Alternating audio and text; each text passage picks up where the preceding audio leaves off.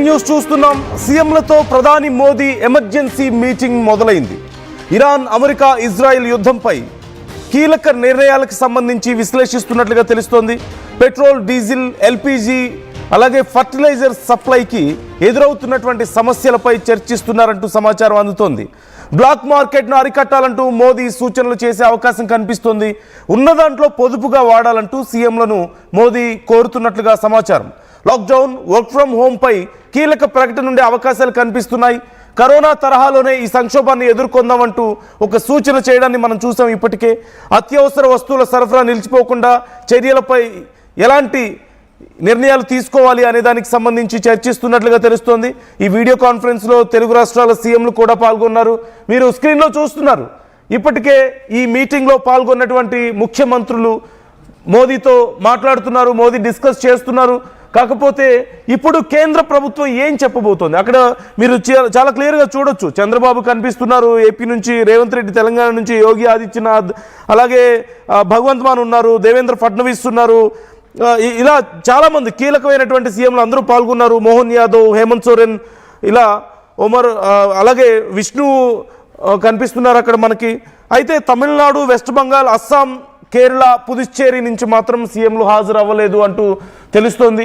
ఈ నేపథ్యంలో ఇప్పుడు ఎందుకని మిగతా రాష్ట్రాల సీఎంలను మాత్రమే ఇప్పుడు ఇక్కడ ఈ మీటింగ్కి పిలిచారు, వాళ్ళు ఎందుకు హాజరు అవ్వలేదు, ఎన్నికలు ఉన్నటువంటి రాష్ట్రాల సీఎంలు ఈ మీటింగ్కి హాజరు కాలేదు అంటూ తెలుస్తోంది. త్వరలో ఎన్నికలు ఉన్నటువంటి రాష్ట్రాల్లో మరోవైపు మిగిలిన సీఎంలు అందరూ వచ్చారు. At the same time Amit Shah, Rajnath Singh ఉన్నారు అక్కడ, కేంద్ర హోంమంత్రి, రక్షణ మంత్రి. ఈ నేపథ్యంలో ఏం జరుగుతోంది ఇక్కడ, ఏం చర్చిస్తున్నారు అనేదే చాలా కీలకంగా మారింది. మనం చూసాం కొన్ని రోజుల క్రితం మోదీ చాలా క్లియర్గా చెప్పారు, కరోనా లాంటి పరిస్థితులని మనం మరొకసారి ఎదుర్కోవాల్సిన అవసరం ఉంటుందేమో, అలాంటి ప్రణాళికలతోనే మరొకసారి ఈ పరిస్థితుల నుంచి మనం బయటపడాల్సి వస్తుందేమో అంటూ మోదీ మాట్లాడడాన్ని మనం చూసాం. ఆ తర్వాత ఇప్పుడు సమాజంలో ఉన్నటువంటి ప్యానిక్, కొంత కొరత ఉంటే అంతకంటే ఎక్కువగా ప్యానిక్ కారణంగా ముందు నష్టపోతున్నాం అని చెప్పేసి చెప్తున్నారు. ఇప్పటికే ఆయిల్ కంపెనీలు కానీ, కేంద్ర ప్రభుత్వం కానీ, ఆయా రాష్ట్రాల ప్రభుత్వాలు కానీ ఏ కొరత లేదు పెట్రోల్, డీజిల్కి అని చెప్తున్నారు. At the same time gas షార్టేజ్ని ఓవర్కమ్ చేయడం కోసం 20% ప్రొడక్షన్ పెంచారు. అలాగే ముఖ్యంగా గృహ వినియోగదారులకు ఫస్ట్ ప్రయారిటీ ఇస్తున్నారు, పరిశ్రమలకు కొంత తగ్గించారు. ఇవన్నీ కూడా మనం చూస్తున్నాం. At the same time PNG ఉన్న వాళ్ళ నుంచి ఇటు సిలిండర్, ఎల్పిజీస్ తీసుకుంటున్నారు. సో ఓవరాల్గా central government is trying every possible way ఈ స్కేర్సిటీని తగ్గించడానికి. But at the same time ఈ ప్యానిక్ని ఎలా తగ్గించాలి అనే దానికి సంబంధించి కొంత ఎక్సర్సైజ్ చేస్తున్నట్లుగా కనపడుతోంది. అలాంగ్ విత్ దట్ ఇప్పుడున్నటువంటి పరిస్థితుల్లో, ఎందుకంటే క్యూబా కానీ, శ్రీలంక కానీ, పాకిస్తాన్ కానీ, లేదంటే మిగతా చాలా దేశాలు, ఈవెన్ చాలా ఆఫ్రికన్ కంట్రీస్, మరోవైపు యూరోపియన్ కంట్రీస్ అన్నీ కూడా చాలా దేశాల్లో బ్లాక్అవుట్లు మనం చూస్తున్నాం, పెట్రోల్ రేట్లు పెరగడాన్ని మనం చూస్తున్నాం. ఈవెన్ అక్కడ కూడా, ఈవెన్ థాయిలాండ్, మలేషియా లాంటి ప్రాంతాల్లో కూడా, థాయిలాండ్ లాంటి ప్రాంతాల్లో కూడా పెద్ద ఎత్తున క్యాన్స్ పట్టుకొని వెళ్ళి పెట్రోల్ కొట్టించుకోవడం కానీ, ఈవెన్ ఇన్ సమ్ ప్లేసెస్ యుఎస్లో ఇప్పటికే కొన్ని రేట్లు కూడా పెరిగినట్లుగా తెలుస్తుంది, పెట్రోల్ రేట్లు. ఇలా ప్రపంచవ్యాప్తంగా కొన్ని చేంజెస్ కనిపిస్తున్నాయి. బట్ ఇప్పటి వరకు మనం పెట్రోల్, డీజిల్ రేట్లు పెద్దగా చేంజ్ అవ్వడాన్ని మనం చూడలేదు. పవర్ పెట్రోల్ లాంటివి కొంత పెరగడాన్ని మనం చూసాం, కానీ కొద్దిపాటి మార్పు, పెద్దగా పెట్రోల్, డీజిల్ రేట్లు పెరగలేదు. సిలిండర్స్ విషయానికి సంబంధించి, ఎల్పీజీకి సంబంధించి కూడా కేంద్రం చాలా స్ట్రిక్ట్గా డెసిషన్స్ తీసుకుంది. ఇమ్మీడియట్గా కొన్ని చర్యలను ప్రారంభించిన నేపథ్యంలో ఇప్పుడు కొంత ప్యానిక్ తగ్గినప్పటికీ ఈ వార్ ఇలాగే కంటిన్యూ అయితే, ఫర్ ఎగ్జాంపుల్ ఇప్పుడు క్రూడ్ ఆయిల్ ధరలు పెరిగిపోతున్నాయి, మోర్ దాన్ $110కి దాటిపోయింది. కాబట్టి ఇఫ్ ఇట్ రీచెస్ $150, ఖచ్చితంగా ప్రపంచంలో సంక్షోభం వచ్చే అవకాశం ఉంది, ఆర్థిక సంక్షోభాన్ని ఎదుర్కొనే అవకాశం ఉందని చాలామంది అంచనా వేస్తున్నారు. ఇలాంటి పరిస్థితులు వచ్చే అవకాశాలు కనిపిస్తున్నాయి. వార్ ఇప్పుడప్పుడే ఎండ్ అవుతుందంటే ఎవరికి తెలియని పరిస్థితి.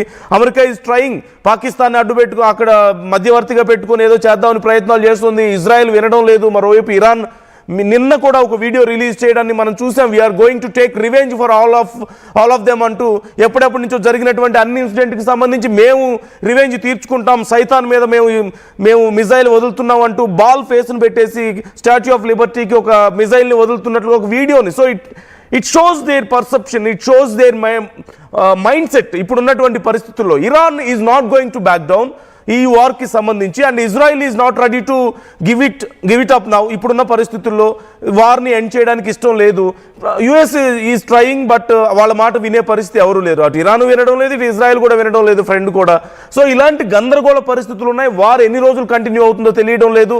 అండ్ ఇంపాక్ట్ భారతదేశం మీద కొంత ఉన్నప్పటికీ we have reserves for crude oil reserves for 90 days and basic emergency reserves ఉన్నాయి మనకి.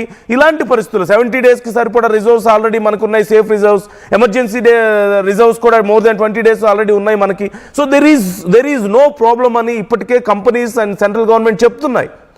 అట్ ద సేమ్ టైం రాబోతున్నటువంటి అంటే ఒక సంక్షోభాన్ని సూచిస్తున్నాయి ఆర్థిక వ్యవస్థలు కానీ, అంతర్జాతీయ ధరలు కానీ, క్రూడ్ ఆయిల్ ధరలు కానీ, జరుగుతున్నటువంటి యుద్ధం కానీ, ఉన్నటువంటి కంఫర్ట్ జోన్ని, ఈ సేఫ్టీ జోన్ని డెస్ట్రాయ్ చేసే ఆలోచనలు కనిపిస్తున్నాయి. అంటే ఇది పోయే అవకాశాలు కనిపిస్తున్నాయి. దీనిలోంచి ఒకవేళ ఏదైనా పరిస్థితుల్లో మనం కొంత క్లిష్ట పరిస్థితుల్లోకి ఎంటర్ అయితే ఎలాంటివి మనం ఫాలో అవ్వాలి, ఎలాంటి రూల్స్ ఫాలో అవ్వాలి, ఎలా మేనేజ్ చేసుకోగలగాలి అనే దానికి సంబంధించి ఇప్పటికే మనం చూసాం. ఆల్ పార్టీ మీటింగ్ జరిగింది, బట్ వీ డోంట్ నో అక్కడ ఏం డిస్కస్ చేశారనేది ఏమీ బయటికి రివీల్ చేయలేదు. దాని తర్వాత సీఎంలు అందరితో ఇప్పుడు మోదీ మాట్లాడుతున్నారు. ఇప్పుడు ఖచ్చితంగా కొన్ని కీలకమైనటువంటి నిర్ణయాలు రాబోతున్నాయి అనేది మాత్రం తెలుస్తుంది. అదర్వైజ్ ఇలాంటి ఒక పరిస్థితుల్లో ఇంతమంది సీఎంలందరినీ కూర్చోబెట్టి మాట్లాడాల్సిన అవసరం ఏముంటుంది? ఖచ్చితంగా ఆయా రాష్ట్రాల సపోర్ట్ అనేది కేంద్రానికి అవసరమైంది. But support for what? దేనికోసం ఈ సపోర్ట్ అనే క్వశ్చన్ ఇక్కడ వచ్చినప్పుడు ఇప్పుడున్న పరిస్థితుల్లో ప్యానిక్ తప్ప అసలు నిజంగా సమాజంలో మనకి స్కేర్సిటీ లేదు. కాబట్టి ఆ ప్యానిక్ని ఓవర్కమ్ చేయడానికి మీరు హెల్ప్ చేయండి మీ ప్రజలకి అని చెప్పడం కోసమా? లేదు అంటే ముందు మరింత గడ్డు పరిస్థితులు రాబోతున్నాయి, we should be prepared for those days, for that condition అని చెప్పడం కోసమా? దేనికోసం? మీ అభిప్రాయాలు ఏంటి ఈ విషయంలో? అంతర్జాతీయ స్థాయిలో చాలా దేశాల్లో ఇప్పటికే బ్లాక్అవుట్లు లాంటివి, పెట్రోల్ రేట్లు పెరగడము అండ్ చాలా లిమిటెడ్ పెట్రోల్ ఇవ్వడం, గ్యాస్ సప్లై తగ్గిపోవడం, స్కూల్స్ కాలేజ్ మూతపడడం, లేదంటే ఎమర్జెన్సీస్ పెంచడం లేదు. We don't see that much seriousness in our society ఇప్పుడున్న పరిస్థితుల్లో. ఇప్పుడు ప్యానిక్కే ఎక్కువ మనల్ని భయపెడుతుంది, ప్యానిక్కే ఎక్కువ ఈ ఎమర్జెన్సీ కండిషన్ మనకు చూపిస్తుంది. అదర్ దాన్ దట్ మనకి ఇప్పటికిప్పుడు ఇమీడియట్ ఇంపాక్ట్ చాలా సీరియస్గా లేదు. But there is a fear of this kind of emergency situation in near future. So దానికోసం ఇప్పుడు ఈ చర్చ జరుగుతుంది. But what kind of decisions they are going to take, they are going to implement అనేది చాలా పెద్ద నిర్ణయం, చాలా పెద్ద చర్చ. సో ఒకసారి మోదీ ఏమంటున్నారు, మోదీ మాట్లాడినటువంటి మాటలు ఒకసారి మనం చూద్దాం.